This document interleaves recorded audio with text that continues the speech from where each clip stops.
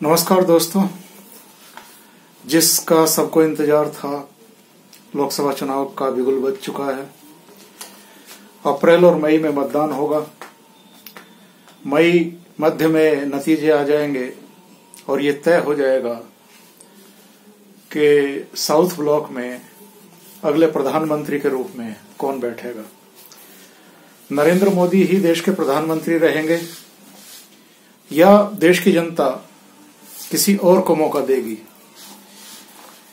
जिन चेहरों पर आपकी हमारी सबकी नजरें टिकी हुई होंगी, उनमें खुद नरेंद्र मोदी और अमित शाह की जोड़ी तो होगी ही, जिन्होंने 2014 के लोकसभा इलेक्शन में करिश्मा किया था। उनकी एक आंधी थी और उसी आंधी का नतीजा था कि बहुत सारे राज्यों में कांग्रेस का लगभग सफाया हो गया था और भारतीय जनता पार्टी को विपुल जनादेश मिला था। इन प्रदेशों में उत्तर प्रदेश, दिल्ली, राजस्थान, गुजरात, बिहार, मध्य प्रदेश, महाराष्ट्र, उत्तराखंड, हिमाचल प्रदेश, गोवा, हरियाणा, असम, कर्नाटक, ये सब ऐसे राज्य थे जहां की मैक्सिमम लोकसभा सीटें भारतीय जनता पार्टी ने जीत ली थी। तो नरेंद्र मोदी और अमित शाह पर तो सबकी नजरें रहेंगी ही कि वो 2014 का करिश्मा 2019 में भी दोहराते हैं या विफल होते हैं। इसके अलावा जिन चेहरों पर पूरे देश की नजरें टिकी हुई होंगी, उनमें जाहिर है राहुल गांधी, जो देश पर शासन करने वाली कांग्रेस पार्टी के अध्यक्ष हैं इस समय, ममता बनर्जी, जो इस समय पश्चिम बंगाल की मुख्यमंत्री हैं और पिछले चुनाव में भी मोदी की आंधी के बावजूद मैक्सिमम सीटें वो जीतने में कामयाब रही थी। ममता के अलावा मायावती और अखिलेश यादव, जिन्होंने उत्तर प्रदेश में अभी गठबंधन किया है, और 93 के बाद ये फिर से दोनों पार्टियां एक साथ आई हैं और ये मजबूरी इनको साथ में लेके आई है, क्योंकि 2014 के इलेक्शन में आप जानते हैं कि मायावती की पार्टी का उत्तर प्रदेश में खाता नहीं खुला था और समाजवादी पार्टी केवल 5 सीटों पर सिमट करके रह गई थी। इनके अलावा चंद्रबाबू नायडू पर निगाह रहेगी, क्योंकि आंध्र प्रदेश में लोकसभा के साथ इलेक्शन भी हो रहा है, विधानसभा का चुनाव भी हो रहा है और चंद्रबाबू नायडू ने कुछ ही समय पहले नरेंद्र मोदी से दूरी बनाई है, यानी एनडीए से बाहर गए हैं और वो आजकल राहुल गांधी और दूसरे विपक्षी नेताओं के साथ खड़े हुए ज्यादा दिखाई देते हैं। तो चंद्रबाबू नायडू पर भी सबकी निगाहें रहेंगी कि वो कैसा परफॉर्मेंस करते हैं। वहां जगन मोहन रेड्डी सरकार बनाने में कामयाब रहते हैं या चंद्रबाबू नायडू फिर से आंध्र प्रदेश की बागडोर संभालते हैं। इसके अलावा जिन चेहरों पर नजर रहेगी, उनमें महाराष्ट्र के कद्दावर नेता शरद पवार होंगे और जाहिर है दिल्ली के मुख्यमंत्री अरविंद केजरीवाल, जो अलहदा किस्म की राजनीति का एक नारा देकर के पॉलिटिक्स में आए थे, उन पर भी सबकी निगाहें रहेंगी, क्योंकि 2014 में दिल्ली में आम आदमी पार्टी को कोई भी सीट नहीं मिली थी। उनको 4 सीटें पंजाब से जरूर मिली थी लोकसभा की, लेकिन ये देखना दिलचस्प होगा कि इस बार भी वो कोई यहां पर सीट ले पाते हैं दिल्ली में या नहीं, क्योंकि जिस तरह के सर्वे आ रहे हैं उनमें तो भारतीय जनता पार्टी ही 7 सीटों पर लीड लेती हुई दिखाई दे रही है। बिहार की अगर आप बात करें तो जो मुख्यमंत्री हैं नीतीश कुमार, वो इस समय फिर से एनडीए में हैं, मोदी के साथ हैं। अभी पटना में एक बड़ी रैली उन्होंने की थी। तो जाहिर है कि बिहार एक महत्वपूर्ण राज्य है जहां से बहुत ज्यादा सीटें आती हैं और बिहार में 40 सीटें आती हैं, जिनमें से 31 पिछली बार भारतीय जनता पार्टी ने जीती थी। तो इस बार देखना दिलचस्प होगा कि वहां लालू प्रसाद यादव की पार्टी कुछ करिश्मा कर पाती है या नहीं, क्योंकि लालू प्रसाद यादव इस समय जेल में हैं, आप जानते ही हैं। और कमलनाथ जो मध्य प्रदेश के मुख्यमंत्री बने हैं और अशोक गहलोत जो राजस्थान के मुख्यमंत्री बने हैं, उन पर भी लोगों की निगाहें रहेंगी कि वो 2014 के इतर कुछ परिणाम इस बार कांग्रेस के पक्ष में ले पाते हैं या नहीं ले पाते हैं। दोनों हाल ही में चीफ मिनिस्टर बने हैं, दोनों ही स्टेट कांग्रेस ने भारतीय जनता पार्टी से छीनी है। हिंदी बेल्ट के महत्वपूर्ण राज्य हैं और ये देखना बहुत जरूरी है, क्योंकि मध्य प्रदेश की 29 में से 27 सीटें पिछली बार भारतीय जनता पार्टी ने जीती थी और राजस्थान की तो 25 में से 25 सीटें भारतीय जनता पार्टी ने जीती थी, कांग्रेस का खाता नहीं खुला था।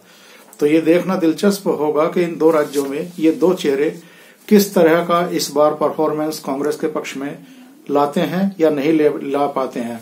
इसके अलावा हरियाणा में भूपेंद्र सिंह हुड्डा पर सबकी निगाहें रहेंगी, मनोहर लाल खट्टर पर सबकी निगाहें रहेंगी। पिछली बार भारतीय जनता पार्टी को इस सूबे से 10 में से 7 सीटें जीतने में कामयाबी हासिल हुई थी। और कांग्रेस की अगर बात करें तो कांग्रेस केवल रोहतक की सीट निकाल पाई थी, जहां से भूपेंद्र सिंह हुड्डा के बेटे दीपेंद्र हुड्डा जीते थे। सिरसा और हिसार ये 2 सीटें INLD ने जीती थी, जिसमें अब टूट फूट हो चुकी है। और भारतीय जनता पार्टी दावा कर रही है कि वो इस बार हरियाणा में क्लीन स्वीप करेगी, यानी 10 की 10 सीटें जीतेगी। HD देवगौड़ा और उनके बेटे कुमार स्वामी, जो इस समय चीफ मिनिस्टर हैं कांग्रेस के सहयोग से कर्नाटक में, उन पर निगाहें रहेंगी कि वो किस तरह का परफॉर्मेंस देते हैं। वहां भी पिछली बार भारतीय जनता पार्टी को बहुत अच्छी सीटें मिली थी। इसका खुलासा मैं अभी आपके सामने करूंगा कि किस राज्य में भारतीय जनता पार्टी को कितनी सीटें मिली थी। और नवीन पटनायक उड़ीसा, जहां विधानसभा के चुनाव भी लोकसभा के साथ होने जा रहे हैं, उन पर भी नजर रहेगी। नवीन पटनायक बहुत लंबे समय से वहां के चीफ मिनिस्टर हैं, 3 बार वो लगातार चुनाव जीते हैं और इस बार वहां भारतीय जनता पार्टी का जो बेस है वो अच्छा बना हुआ है। तो उड़ीसा में देखना होगा कि बीजू जनता दल पिछली बार की तरह का परफॉर्मेंस दे पाती है या नहीं दे पाती है। तेलंगाना के चीफ मिनिस्टर के चंद्रशेखर राव पर भी सबकी निगाहें रहेंगी कि तेलंगाना में वो कैसा परफॉर्मेंस करते हैं और भारतीय जनता पार्टी वहां से कितनी सीटें जीत पाती है। इसके अलावा 2 चेहरे और हैं जिन पर लोगों की जरूर नजर रहेगी, बल्कि 3 चेहरे मैं कहूंगा। जम्मू कश्मीर में फारूक अब्दुल्ला और उमर अब्दुल्ला और महबूबा मुफ्ती, इन 3 चेहरों पर जरूर नजर रहेगी। पिछली बार महबूबा मुफ्ती की पार्टी PDP, तब मुफ्ती सईद भी थे, तो 3 सीटें जीतने में कामयाब हुई थी। और नीचे जम्मू रीजन की जो 3 सीटें थी वो भारतीय जनता पार्टी ने जीती थी। तो जम्मू कश्मीर में 2014 में ना नेशनल कॉन्फ्रेंस का खाता खुला था और ना कांग्रेस का खाता खुला था। इस बार ये देखना दिलचस्प होगा, क्योंकि इस समय वहां राष्ट्रपति शासन है, सत्यपाल मलिक वहां की बागडोर संभाल रहे हैं राज्यपाल के तौर पर। तो ये जो चुनाव अभी लोकसभा के भी और विधानसभा के भी वहां होंगे, तो ये देखना दिलचस्प होगा कि वहां की विधानसभा में कौन ताकत लेकर के आता है। NC वापसी करती है या महबूबा मुफ्ती घाटी में ज्यादा वोटें ले जाएगी, क्योंकि पिछले कुछ समय से वो लगातार अलगाववादियों के पक्ष में बोल रही है, इमरान खान के बारे में अच्छी बातें बोल रही है, पाकिस्तान के बारे में अच्छी बातें बोल करके अपने प्रेम का प्रदर्शन कर रही है। तो वो अपना एक जेस्चर ले रही है भारतीय जनता पार्टी से अलगाव होने के बाद। तो ये 3 चेहरे भी वहां देखने लायक होंगे। और भारतीय जनता पार्टी का परफॉर्मेंस यहां पर किस तरह का रहता है जम्मू कश्मीर में, वो 2014 की जो परफॉर्मेंस थी 3 सीट जीतने की, वो कायम रख पाती है या उसमें कुछ कमी आती है, ये देखना भी बड़ा दिलचस्प होगा। अब हम अगर ये देखें कि 2014 में अलग अलग पार्टियों को कितनी सीटें मिली थी, तो उस पर एक नजर दौड़ा लेते हैं। 2014 में भारतीय जनता पार्टी को 282 सीटें मिली थी, जबकि 2009 में उसकी कुल 116 सीटें थी। कांग्रेस को 44 सीटें मिली थी, जबकि उसकी 2009 में 206 सीटें थी। यानी वो 162 सीटें लूज करके और सत्ता से बाहर हुई थी, और उसको विपक्षी दल के नेता के रूप में भी लोकसभा में मान्यता नहीं मिल पाई थी। समाजवादी पार्टी की 2009 में 23 सीटें थी, लेकिन 2014 में मोदी की आंधी में उत्तर प्रदेश में वो केवल 5 सीटों पर सिमट कर रह गई थी। बसपा का खाता नहीं खुला था, जबकि बहुजन समाज पार्टी को 2009 में 21 सीटें मिली थी। जनता दल यू, जो बिहार में नीतीश कुमार के नेतृत्व में काम कर रहा था, वो 2009 में 20 सीटें जीत करके आई थी, लेकिन केवल 2 सीटों पर सिमट गई थी। टीएमसी की अगर बात करें तो 2009 में 19 सीटें जीती थी, और 2014 में ममता बनर्जी ने करिश्मा करते हुए 34 सीटें जो है हासिल की थी। टीआरएस की अगर बात करें चंद्रशेखर राव की पार्टी की, तो 2009 में केवल 2 सीट उसके पास थी, और 2014 में 11 सीटें उसने जीती थी। सीपीआईएम जो 16 सीटें जीत हासिल करके आई थी 2009 में, वो केवल 9 सीटों पर सिमट गई थी। और इस बार भी पश्चिम बंगाल में, केरल में, त्रिपुरा में उसके सामने चुनौती होगी कि वो अपना परफॉर्मेंस दोहराए नहीं तो कम से कम उसको थोड़ा बहुत बढ़ाए, उसको कायम रखे। उड़ीसा की बात करें तो बीजेडी 20 सीटें जीतने में कामयाब हुई थी पिछले चुनाव में। इस बार चूंकि नवीन पटनायक की लोकप्रियता धरातल पे है तो बहुत मुश्किल है और भारतीय जनता पार्टी को वहां से बहुत अच्छी उम्मीदें हैं। शिवसेना ने 18 सीटें पिछली बार जीती थी और 2009 में 11 सीटें उसने जीती थी, तो उसने इंक्रीज किया था। एनसीपी की अगर बात करें तो 2009 में उसने 9 सीटें जीती थी और 2014 में वो केवल 6 सीटों पर सिमट करके रह गई थी। कांग्रेस के प्रति जो अलोकप्रियता थी उसका नतीजा शरद पवार की पार्टी को भी भुगतना पड़ा था। एआईएडीएमके जो जिस समय जयललिता उस समय जीवित थी तो उनके नेतृत्व वाली पार्टी ने 37 सीटें जीती थी और जबकि उसने 2009 में केवल 9 सीटें जीती थी। टीडीपी की बात करें, चंद्रबाबू नायडू वाली आपकी पार्टी की, तो 2009 में केवल 6 सीटें जीती थी और 2014 में 16 सीटें जीत करके वो आई थी। लोकसभा में वो एनडीए की सहयोगी रही और कुछ ही महीने पहले जैसे मैंने बताया कि उन्होंने एनडीए से नाता तोड़ा और अब वो यूपीए का हिस्सा है। आरएलडी चौधरी अजीत सिंह की पार्टी का खाता नहीं खुला था, जबकि 2009 में वो 5 सीटें जीत करके आए थे और केंद्र में मंत्री भी रहे थे मनमोहन सिंह सरकार में। आम आदमी पार्टी को 4 सीटें केवल पंजाब से मिली थी, दिल्ली में उसका खाता नहीं खुला था।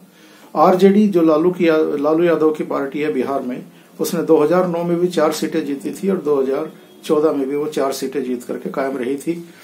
अकाली दल की बात करें तो वो भी 2009 में 4 और 2014 में भी 4 सीटें जीती।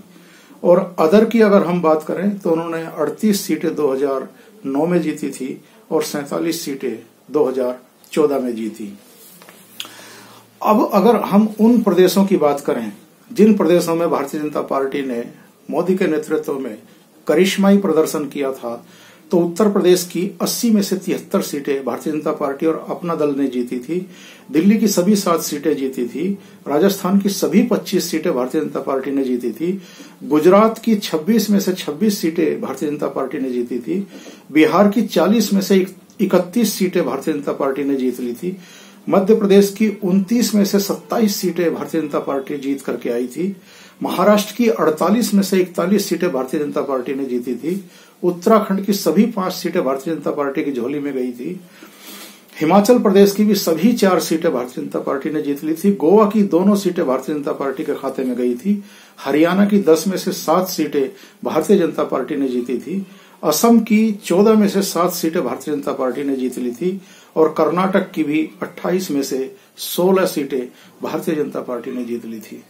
देखना यही है कि कांग्रेस अपनी 44 से जो 48 हो गई थी उपचुनाव जीतने के बाद यहां से कितना आगे जाती है और नरेंद्र मोदी और अमित शाह की जोड़ी 2014 का अपना करिश्मा दोहराते हुए फिर से सरकार बनाती है या कुछ कमी बेशी रह जाती है।